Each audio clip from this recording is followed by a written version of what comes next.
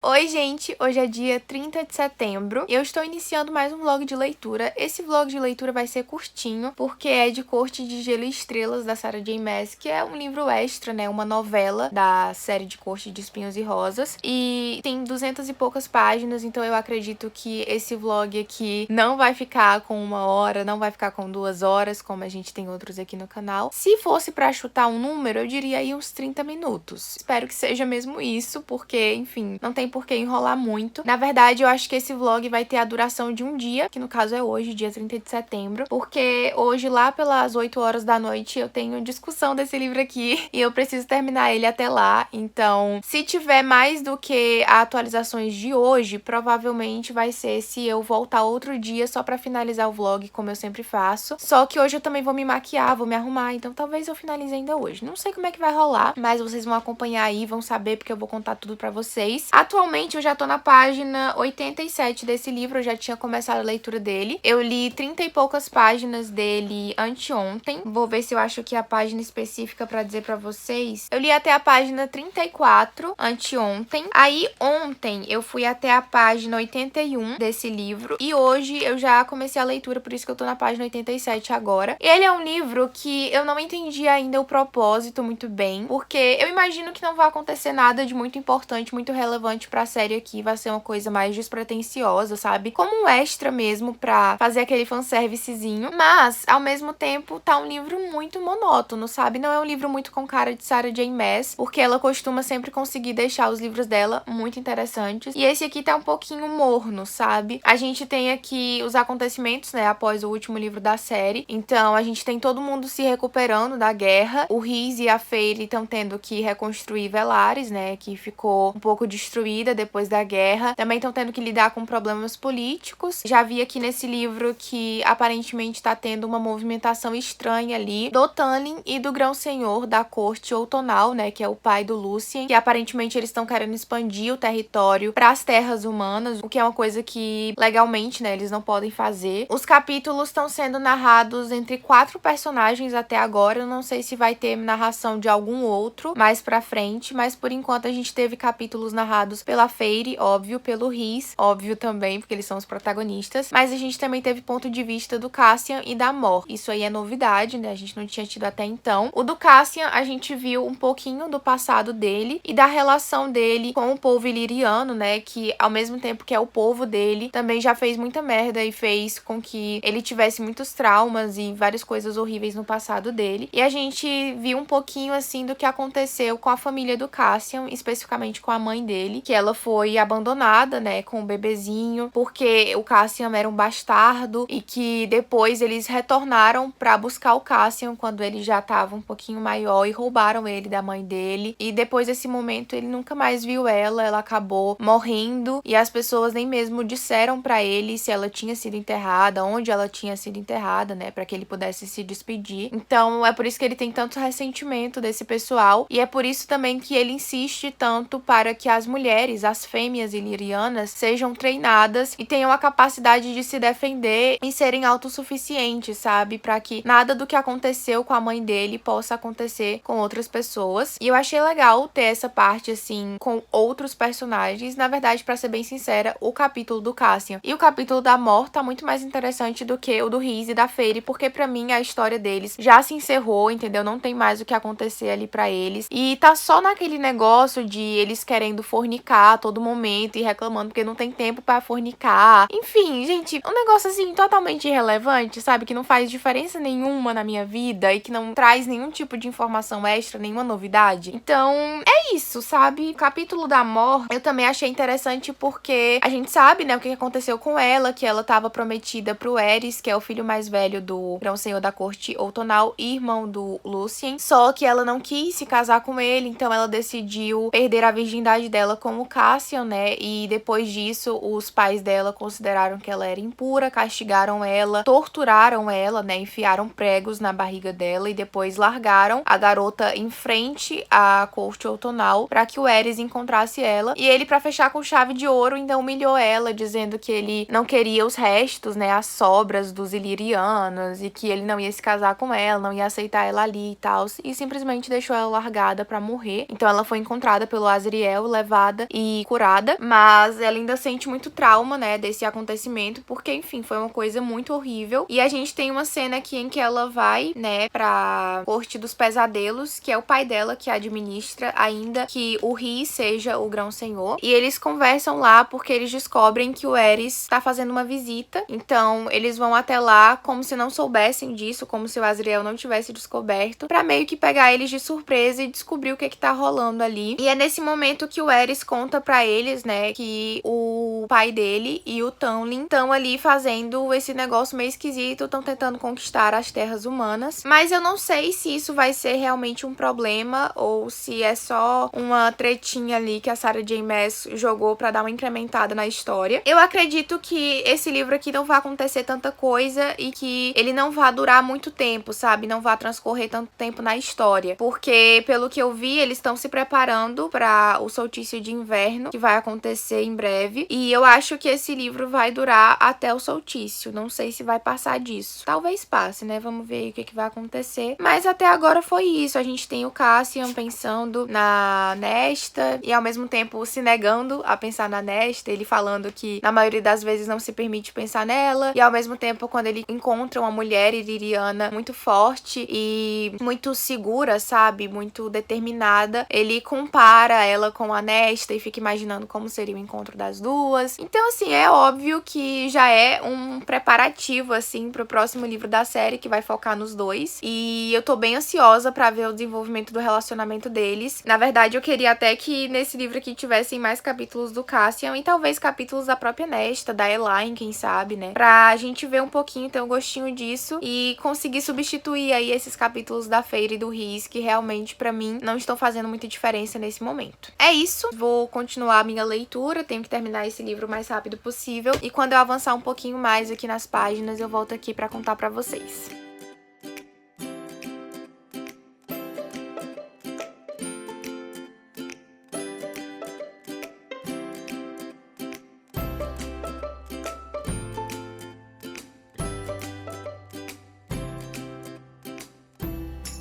Segunda atualização desse vlog, são 5h30 da tarde, eu tô na casa da minha avó porque eu vim aqui almoçar e acabei ficando, então eu trouxe meu livrinho e continuo lendo. Atualmente estou na página 142, não sei se eu vou conseguir terminar até as 8 horas da noite, que é o horário da discussão, então talvez eu tenha que pedir o pessoal pra adiar pra amanhã, sendo que já era ontem e eu já pedi pra adiar pra hoje. Na verdade eu esqueci que era ontem, então adiou automaticamente pra hoje. Mas enfim, é um livro um pouco parado, assim, não acontece nada demais. Agora eu acho que a principal coisa rolando é mesmo a situação da Nesta, que ela tá afastada de todo mundo, distante, não quer muito papo com ninguém, inclusive ela não quer aparecer pra comemoração do solstício, e ela tá, não sei, em um estado assim meio esquisito, eu não sei direito o que aconteceu pra ela ficar assim, não sei se foi por causa da morte do pai dela, mas ela tá bebendo muito, tá frequentando tavernas, tá saindo com pessoas esquisitas, tá querendo morar em um lugar afastado de todo mundo, que é um lugar assim feio, enfim, não faz muito sentido, mas eu acho que vai ser o gatilho pro início, né, da próxima trilogia. Eu imagino que seja, pelo menos. Só que quando a Feyre foi encontrar com ela, né, pra pedir pra ela ir pro solstício, a Nesta disse que não ia e tal, mas pediu pra Feyre pagar o aluguel do lugar onde ela tá ficando. E a Feyre falou que iria pagar, mas apenas se a Nesta fosse pro solstício. Então, provavelmente ela vai aparecer por lá. Enquanto isso, a Elaine parece estar melhor do que ela estava no último livro, porque ela era a que tava mais abalada, né? E agora ela tá se recuperando depois do pé da bunda que ela levou do noivo dela. E tem umas cenas da Elaine com Azriel que me fazem pensar que eles vão acabar virando um casal. E eu não sei se eu tô feliz com isso, porque eu gosto muito do Lucien e ele é o parceiro da Elaine, então eu queria que ele ficasse feliz e que ele tivesse um par romântico, né, no livro pra, enfim, ele formar casalzinho. Mas eu não sei se vai acontecer, porque eu acho que provavelmente a Elaine vai ficar mesmo com o Azriel. É o que tá dando a entender no livro, pelo menos, porque ela não tem nenhum tipo de interação com o Lucien. A Sarah J. Maas não acrescentou nenhuma cena desse tipo até agora. Enquanto com Azriel, eles parecem se entender direito, sabe? Também tiveram aqui cenas do Rhys com a Mor, os dois conversando, né? Porque eles tiveram um desentendimento no terceiro livro, quando o Rhys foi até a Cidade Escavada, que fica na Corte dos Pesadelos, pra pedir ajuda do pai da Mor pra lutar na guerra junto com eles. E a Mor não gostou disso, então eles também estão se acertando. E é isso. Inclusive já tá escurecendo, a imagem tá ficando muito ruim. então eu vou parar essa atualização por aqui.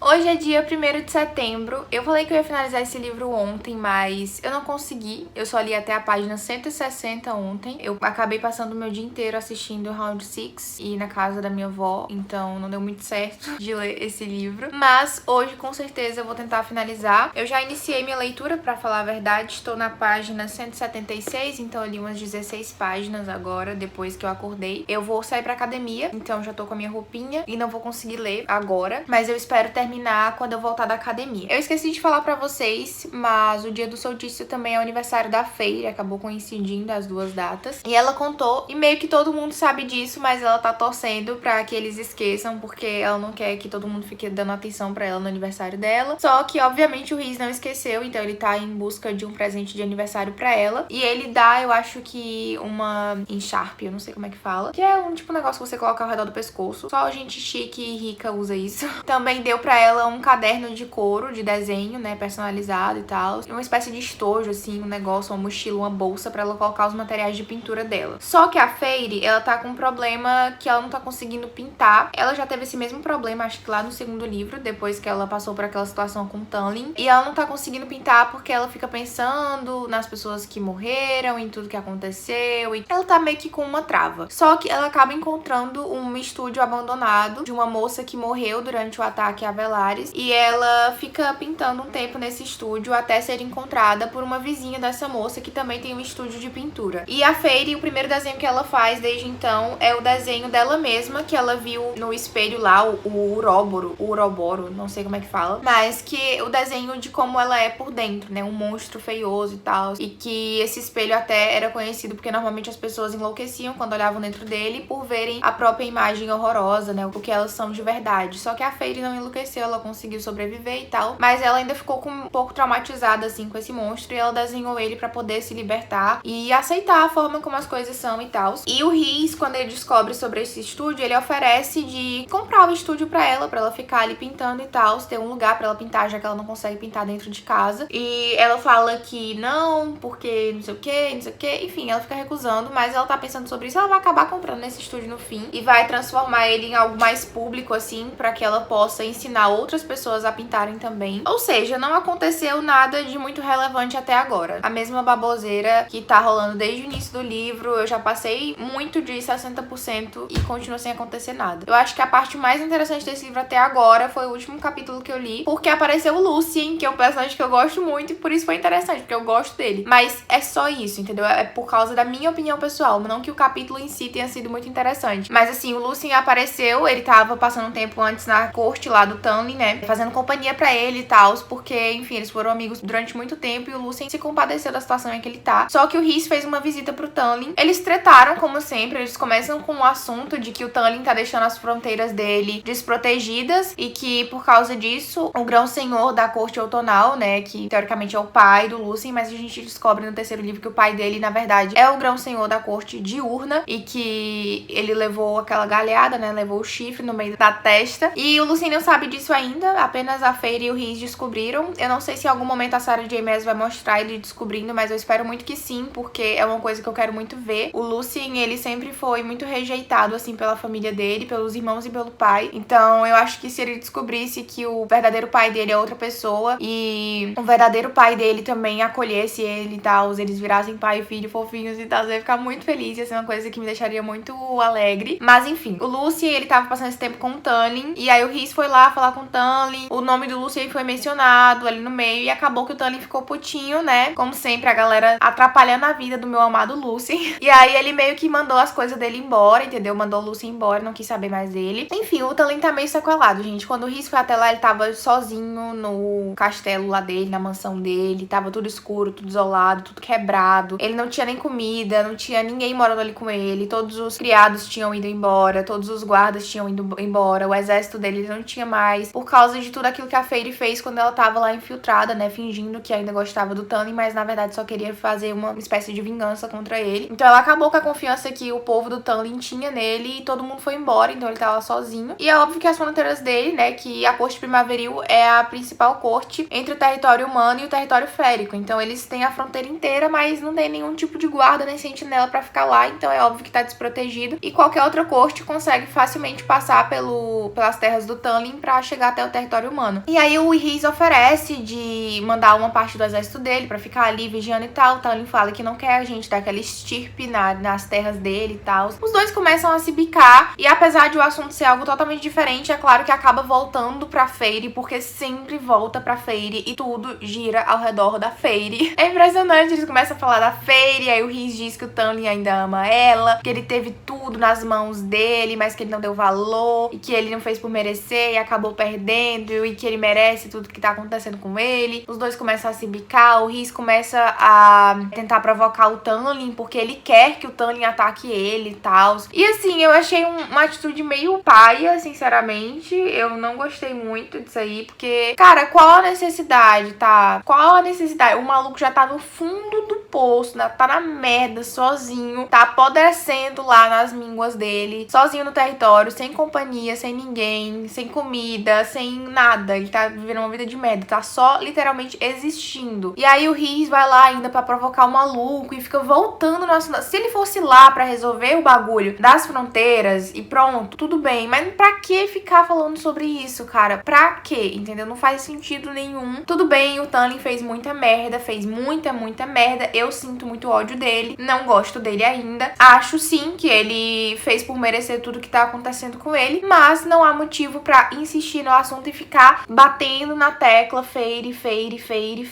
Cara, chega, tá bom já, cansei, entendeu? Tá bom. Eu gosto de uma treta, mas quando é uma treta, não quando é um massacre, quando o maluco tá batendo em alguém que não tá nem revidando. Então eu achei bem escrota essa parte, sendo bem sincera com vocês. Não gostei, assim, não foi o tipo de treta que me agrada, que me deixa emocionada. Mas ok. Aí o Tanlin expulsou, né, o Lucien de casa, depois dessa visitinha que o Rhys fez pra ele. E aí o Lucien apareceu lá no dia do solstício, na casa da Feyre, pra entregar presentes pra ela e pra Elain. E a Elain e a Feyre atenderam a porta e tal, eles ficaram na sala conversando. O Lucien falou que tinha sido expulso da casa do Tanlin, que agora tava ficando junto com o Jurian e a Vassa, e que eles estavam nas terras humanas e um castelo que tinha sido oferecido pra eles, e ele não disse, mas a Feyre deduziu que o castelo tinha sido oferecido pelo Grayson e pelo pai dele. O Grayson, no caso, era o ex-noivo da Elain, que ela ainda gosta, apesar dele ser um extremo nojento, abestado, idiota, do meu ódio, sério, eu odeio esse cara. Ele apareceu durante 10 páginas e, sei lá, foi horrível, ele é um nojento, um ceboso. Mas, por algum motivo, a doida da Elain ainda gosta dele. Ai, gente, a mulher tem um Lucien à disposição dela. E ela fica sofrendo por um idiota como esse... Ai, eu não tenho paciência não, galera. Eu não tenho paciência não, sério. Isso aí já me dá ódio, entendeu? Porque ela trata o Lucien muito mal, assim. Ela não fala com ele. Tudo bem ela querer o espaço dela, querer o tempo dela. Ela não querer que ele ache que ele tem algum direito sobre ela, que ela é uma propriedade dele só por eles serem parceiros, sabe? Tudo bem também ela não querer dar esperanças pra ele. Mas, pô, falar uma palavrinha com o maluco, sabe? Ser simpática, demonstrar ali um mínimo de empatia, não custa nada, entendeu? A educação, a famosa educação, cadê? A Elaine era a irmã mais educada, delicada, graciosa, fofinha, não sei o quê. Então cadê essa educação, Elaine? Desgraçada. Porque assim, gente, tratou o Lucien mal, mexeu aqui pessoalmente comigo, entendeu? Eu acho uma sacanagem da Sarah J. Maas ter feito isso. Eu acho que ela devia pelo menos colocar um diálogo entre eles, porque a Elaine tá rejeitando o cara sem nem deixar com que eles virem amigos, sabe? Porque, tipo, ela não é obrigada a ficar com ele. Mas não custa nada tratar alguém que está emocionalmente amarrado a ela de forma agradável, entendeu? Isso não quer dizer que ela vai ser obrigada a casar com o Lucien e viver pelo resto da vida com ele. Então, assim, depois desse capítulo em específico, eu já tô sem esperança de que a Sarah J. Maas realmente dê algum tipo de futuro pra um casal entre o Lucien e a Elaine, porque ela realmente parece muito irredutível nisso. E o próprio Lucien, inclusive, já percebeu, porque depois que a Elaine sai, fala que vai pegar chá, sem nem falar nada com ele. E o Lucien e a Feyre ficam sozinhos. Ele pergunta pra Feyre como é que a Elaine tá, e a Feyre fala que ela tá bem, mas ainda tá sofrendo muito pelo Grayson, que ela tava muito apaixonada por ele, que ela precisa de tempo pra se recuperar. E ele fala que ela não tá nem aí pra ele, que ela não quer saber dele e tal. Enfim, o Lucien percebe, né? Ele não é um idiota. E ele tá triste e eu tô triste também, entendeu? Tá todo mundo triste, não tem ninguém feliz com essa situação. Só que eu tô achando realmente que o que a Sarah J. Maas tá querendo fazer com esse rolê inteiro de colocar uma situação tão difícil pro Lucien e pra Elaine é que ela não vai deixar os dois juntos no final e vai formar o casal ali impossível do Azriel com a Elaine, porque eles não são parceiros e vai estar indo contra as probabilidades e não sei o que, enfim. Fazer aquele negócio de romance difícil, romance proibido. Ai, não sei se eu vou gostar disso, gente. É uma coisa que tá me incomodando, entendeu? Porque eu gosto muito do Lucien e, enfim, aí é isso. Foi isso que aconteceu no último capítulo. O Lucien, todo fofinho, deixou um presente pra Fairy e um presente pra Eli. A Fairy também foi meio escrota, assim, com ele, ficou provocando, dizendo que ele não tinha lugar pra onde ir, que ele devia ficar ali, não sei o que ele não tinha casa. E o Lucien falou que tava ficando junto com o Jurian e a Vassa no castelo lá deles, que era o castelo deles, não nosso. Porque ele falou que não ia aceitar a caridade da Fairy e ela falou que,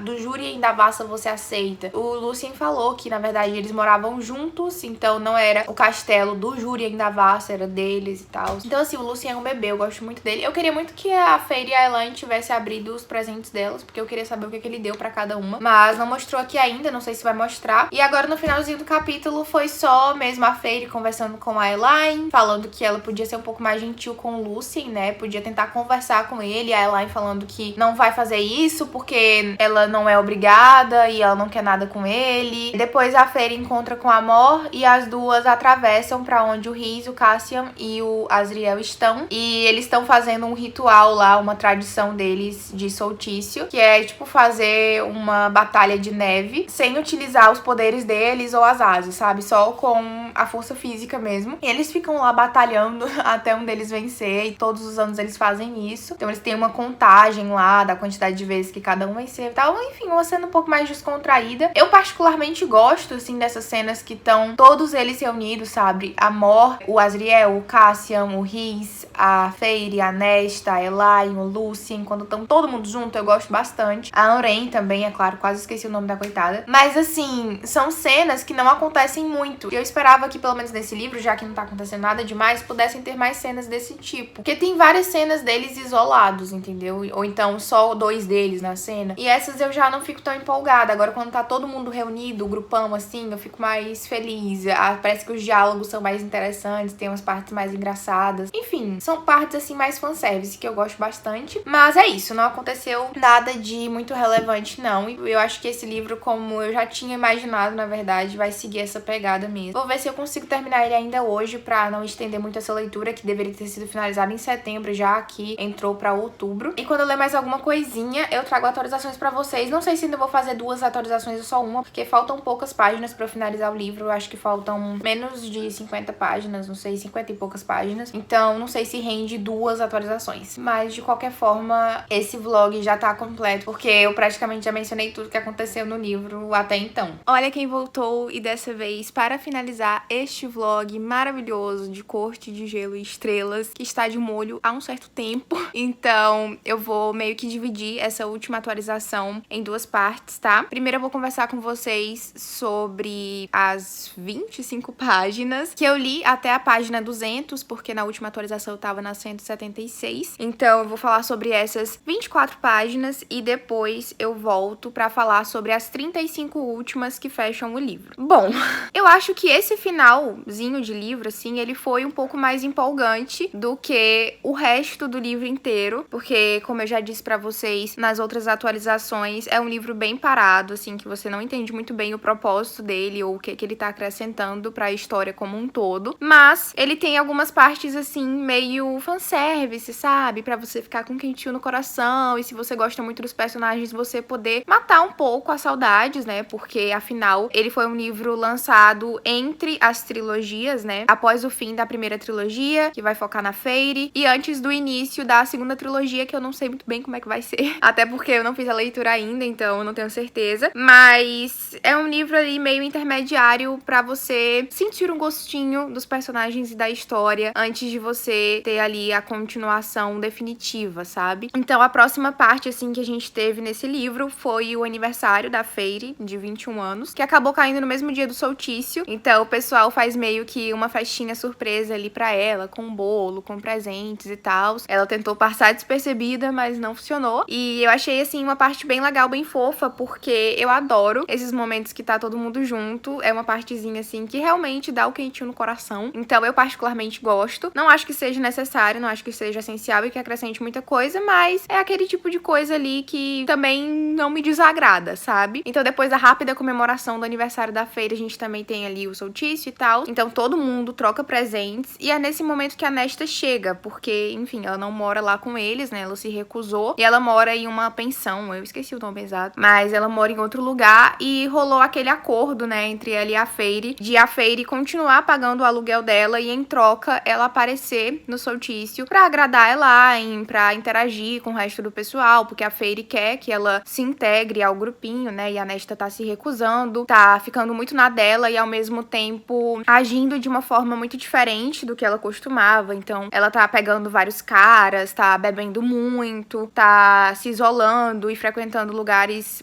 um pouco estranhos, esquisitos. Então, ela não tem dinheiro porque ela não trabalha e a Feire fala que só vai pagar o aluguel dela caso ela apareça. E como ela aparece, a Feire paga o aluguel. E quando ela chega, fica meio que aquele climão, assim, meio esquisito. Mas todo mundo tenta ali interagir com ela, tratar ela bem e tal. Ela sempre dificulta, como a gente já tá acostumado. E determinado ponto ali da noite, depois de passar um certo tempo, ela decide ir embora. E aí, nosso querido Cassian fala que vai acompanhar ela até em casa. Ela manda ele ir embora, fala que não precisa, não sei o que, manda ele ir embora 1 milhão de vezes. Mas o Cassian insiste, continua ali seguindo ela e acompanhando ela até em casa. E ele tenta também conversar com ela, tenta convencer que ela vá morar com eles e tal. Ele parece bem aberto, assim, pro amor, sabe? Quer aquela mulher pra ele, mas ela tá se recusando, não quer ficar com ele e continua tratando ele com a frieza e o afastamento de sempre. Então, ele até tenta, assim, dar um presente pra ela de solstício, né? E ela recusa, não aceita. Trata ele bem mal, assim, até o ponto de que não tem mais como ele insistir, sabe? Não tem mais o que ele possa fazer. Então, ela chega em casa, entra, ele fica do lado de fora, fica chateado, ele joga o presente, né, que ele tinha pego pra ela fora, assim, e sai voando. E a própria Nesta tem uma parte, assim, né, que é colocada no ponto de vista dela. E a gente percebe que ela ficou realmente muito abalada com a guerra que teve, com o barulho do pescoço do pai dela quebrando e a falta de sentimentos dentro dela, porque ela se sente muito vazia. Então, a gente percebe que a forma como ela tá agindo não é apenas uma revolta, não é apenas pra chamar atenção, mas também uma reação a tudo que aconteceu e é compreensível porque ela não pediu pra estar ali, ela não pediu pra que tudo aquilo acontecesse e foram coisas realmente muito pesadas, ela perdeu muita coisa. Então, eu entendo essa parte, assim, não tenho raiva dela pelas atitudes que ela tem, afinal eu acho que isso dá uma apimentada muito boa na história. E basicamente é isso, assim, que acontece até esse momento do livro. São partes que eu particularmente gostei de acompanhar. Não acho que valham pelo livro inteiro, assim, mas é o tipo de coisa que quem é fã, eu acho que não vai odiar, sabe? No máximo você talvez não se importe tanto, mas se você realmente gosta dos personagens, quer saber um pouco mais sobre eles e ter mais cenas deles juntos e tal, é uma partezinha legal. E também, principalmente essa parte da Nesta e do Cassian, eu acho que foi muito introdutória, muito uma sementinha plantada ali pro próximo livro da série. Decidi finalizar o vídeo aqui nesse cantinho porque eu acho que a luz pra gravação fica muito boa.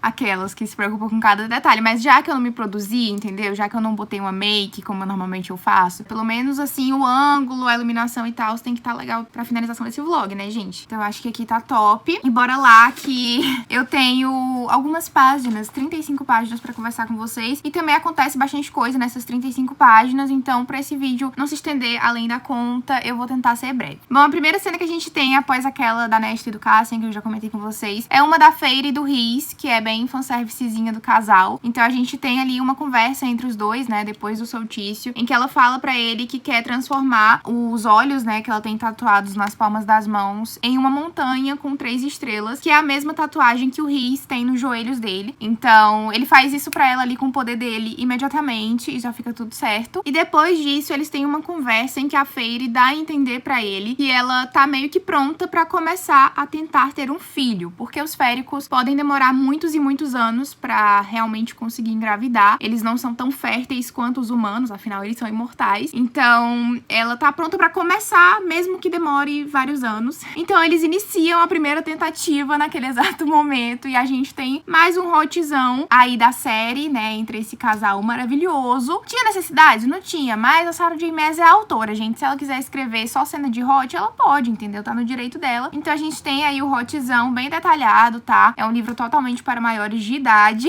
E depois dessas cenas, assim, de safadeza, a gente tem uma cena um pouco mais fofinha, né, entre os dois, que acontece no dia seguinte, em que o Rhys dá o presente de solstício da Feire, que é uma casa, gente. Então eles vão vão se mudar do lugar onde eles moram, né, com os outros, que é uma casa compartilhada com mais pessoas, e vão ter um cantinho só deles. E aí eles falam sobre construir um quartinho pro bebê e tal. Então, tipo, é bem fofinha mesmo. E super dá a entender, assim, um final feliz pros dois. Então, não sei o que vai rolar aí nesse quarto livro da série, né, nesses próximos livros, mas estou com medo dos planos deles serem frustrados e da felicidade ali ser interrompida, né, o que provavelmente vai acontecer. Aí passa o livro e a gente tem uma cena um pouco mais tensa, um pouco mais triste, dramática, que é o momento em que o Rhys visita o Tamlin e ele tá, assim, destruído realmente, tipo, não tem mais ninguém morando com ele lá na corte primaveril, ele tá totalmente sozinho. E quando o Rhys chega na casa, ninguém atende, ela tá meio que abandonada, assim. E quando ele entra, o Tamlin tá sentado na mesa de jantar com um cervo ou um alce imenso, assim, na frente dele. Um animal morto, mas a carne tá ali, né, crua e, tipo, ele tá numa situação muito lamentável, assim, quase em estado catatônico. E aí o Rhys não sente pena dele, digamos, mas ele meio que fica um pouco empático com a situação em que o Tamlin tá. Então o Tamlin pergunta pra ele se ele acha que um dia a Feyre, né, vai perdoar. Ele não fala Feyre, mas o Rhys entende. E ele fala que não sabe. E aí o Tamlin pergunta se ele acha que ele merece ser perdoado, se ele merece o perdão. E o Rhys não responde, mas a cara dele estampa a resposta negativa. E aí o Tamlin pergunta pra ele, se eu não me engano, se ele perdoou ele pelo que ele fez, né, com a mãe e com a irmã do Rhys. E o Rhys fala que nunca recebeu um pedido de perdão. E o Tamlin responde que provavelmente um pedido de perdão não seria o bastante, que não resolveria, não adiantaria de nada. E aí depois disso, o Rhys usa os poderes dele pra cortar a carne do animal morto e colocar pra assar numa frigideira ali na lareira e tal. E ele fala pro Tamlin comer, né, porque ele não tá se alimentando, e fica repetindo isso. E fala também que vai levar tropas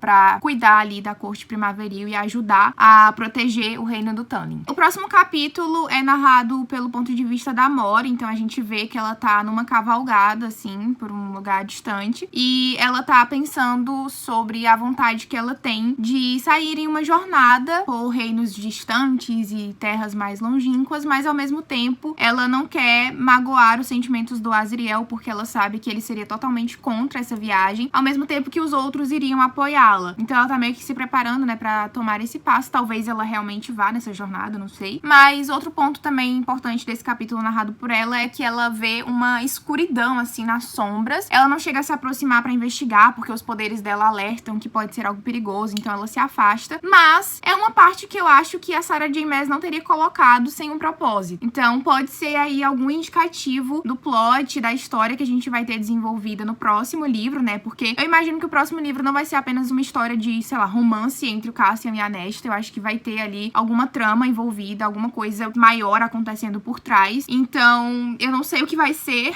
mas já fica aí o alerta com essa cena em específico que a gente já teve nesse livro. Por fim, assim, no livro a gente tem duas cenas em específico, três na verdade, né, que é a cena em que a Feyre vai até o estúdio de arte, né, que ela tava usando durante aquele tempo, e ela conta pra Ressina, né, que a família da Polina deu pra ela o estúdio, e ela convida a Ressina pra ser uma parceira de negócios dela, e aí a gente não tem muito bem explicado que negócio vai ser esse. E depois a gente tem uma cena em que o Rhys, o Cassian e o Azriel estão no acampamento iliriano observando enquanto as moças ilirianas estão sendo treinadas, né? Porque eles têm aquela constante luta de conseguir com que as meninas sejam treinadas, assim como os meninos, para que elas possam se defender e tenham aí essa independência, né? Porque a forma como tá configurada ali a sociedade iliriana, elas são muito dependentes, são muito submissas aos machos, então eles querem que elas sejam treinadas e estão observando ali. O Cassian ainda não tá muito satisfeito com a situação, ele quer uma mudança mais radical, mas o Rhys tenta acalmar ele, fala que de pouquinho em pouquinho as coisas vão se ajeitar e que o mais importante é dar os primeiros passos. E aí, a última cena, de fato, desse livro, a gente volta ali pra parte da Feyre e da Ressina e a gente descobre que o negócio que a Feyre tinha convidado ela pra ser parceira era meio que uma escola de arte pra ensinar ensinar as crianças de Velares a pintarem, a praticarem qualquer tipo de arte, e as duas vão ser professoras. Então, um mês depois elas fazem a inauguração desse lugar e elas ficam, tipo, super felizes, super animadas quando as crianças aparecem. É uma escola gratuita que vai ter outros professores também, várias aulas. Então, a Fairy tá, tipo, muito empolgada com isso. E aí, depois do período de trabalho dela, o Rhys vai encontrar com ela lá e ela fala, né, o quanto que ela tá feliz, quanto que ela tá animada por estar construindo uma vida com ele, por a guerra ter acabado, por eles terem agora uma casa onde eles vão morar juntos, por eles planejarem ter filhos, por ela estar trabalhando. Então, tipo, parece um final feliz, fechadinho, perfeito ali pros dois. Mas, como eu disse pra vocês antes, eu não sei se vai continuar assim por muito tempo. Não sei se alguma mudança, assim, né, na paz de Velares, do mundo, dos reinos, vai afetar ali os dois diretamente, ou se vai ser resolvido por outras pessoas e os dois vão ficar de paz, de boa, aposentados, entendeu?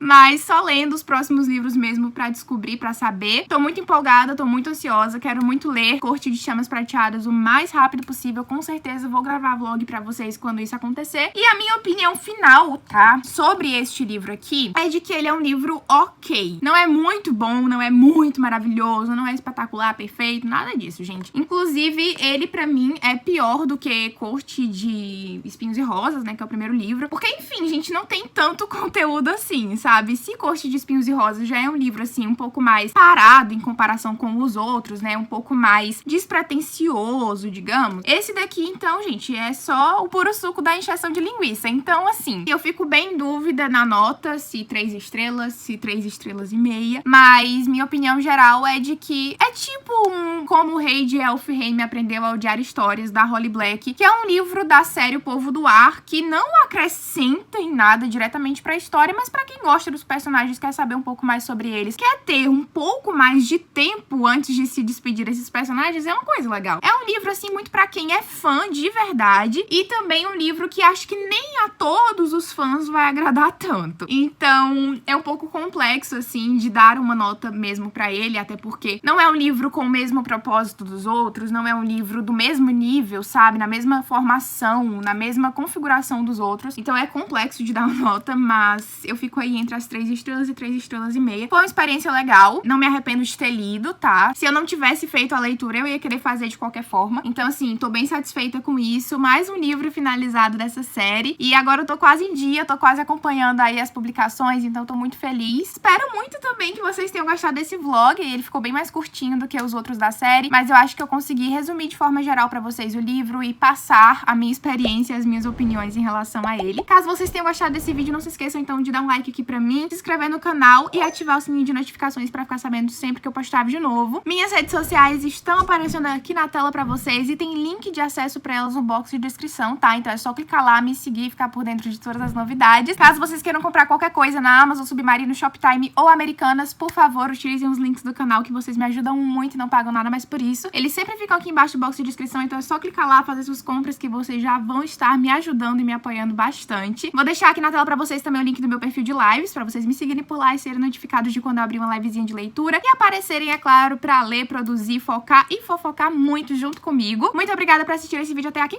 Beijão e até o próximo!